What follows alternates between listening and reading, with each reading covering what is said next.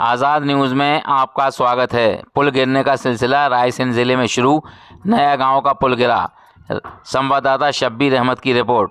रायसेन ज़िले के बरेली में एक बड़ा हादसा हो गया, जिसमें बरेली से पिपरिया को जोड़ने वाला ग्राम नया गांव स्टेट हाईवे 19 का पुल गिरने से दो मोटरसाइकिल पर सवार 4 लोग और पुल के नीचे काम कर रहे थे 6 लोग घायल हो गए। सभी घायलों को इलाज के लिए बरेली सिविल अस्पताल भेजा, जहां से एक गंभीर घायल को भोपाल रेफर किया गया है। रायसेन जिले के बरेली को पिपरिया से जोड़ने वाला मार्ग का ग्राम नया गांव कला का स्टेट हाईवे 19 का पुल अचानक गिर गया। इस बीच पुल के ऊपर से गुजर रहे दो मोटरसाइकिल पर सवार 4 लोग मोटरसाइकिल सहित नीचे गिरने से गंभीर रूप से घायल हो गए हैं। तो वहीं पुल के नीचे काम कर रहे 10 लोगों में से 6 मजदूर भी घायल हुए हैं। मौके पर चीख पुकार मच गई और तत्काल स्थानीय प्रशासन को सूचना दी गई। मौके पर पहुंची एम्बुलेंस से सभी घायलों को बरेली के सिविल अस्पताल इलाज के लिए भेजा गया। एक गंभीर घायल को भोपाल रेफर किया गया। आपको बता दें कि लगभग 40-45 साल पुराना यह पुल जर्जर हालत में था और एमपीआरडीसी के जिम्मेदार अधिकारियों ने इस पर ध्यान नहीं दिया और इस पुल पर मरम्मत का कार्य कराया गया, जैसा बनाने की कोशिश की जा रही थी। इस कारण यह पुल भ्रष्टाचार की भेंट चढ़ गया और आज हादसा हो गया। यह पुल अचानक गिर गया, जिसमें 10 लोग घायल हो गए। वहीं मौके पर पहुंचे रायसेन कलेक्टर अरुण कुमार विश्वकर्मा ने कहा कि वह वैकल्पिक व्यवस्था बनाई जा रही है ताकि आवागमन में सुगमता बनी रहे।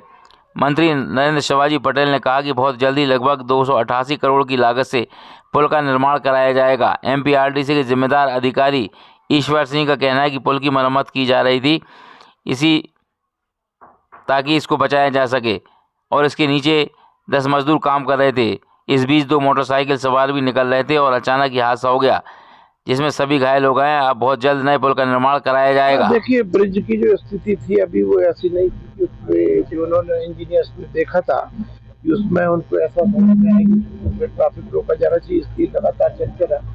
लेकिन शायद और जांच का विषय है कि जांच होगी कि ऐसा क्यों हुआ कि ये पुल गिर गया।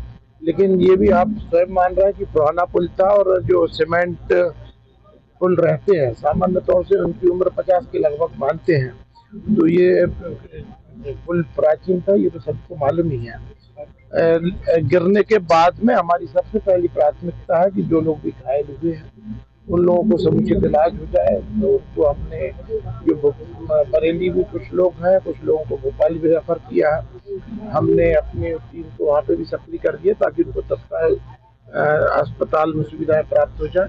बिल्कुल निश्चित रूप से मैंने पहले भी निर्देश दिए थे और मैंने इस घटना के बाद में पुनः एमपीआरडीसी को भी, एनएचआईए को भी और पीडब्ल्यूडी को भी निर्देश दें कि जितने भी पुल जिनकी आयु 40 साल से अधिक हो गई उन सबके लोड बियरिंग टेस्ट कराना और उसमें यदि उनको लगता है कि उनको बदले जाने की आवश्यकता है तो उनको तत्काल बदलना अथवा डाइवर्शन बना के उनको सुरक्षित करने का काम करें।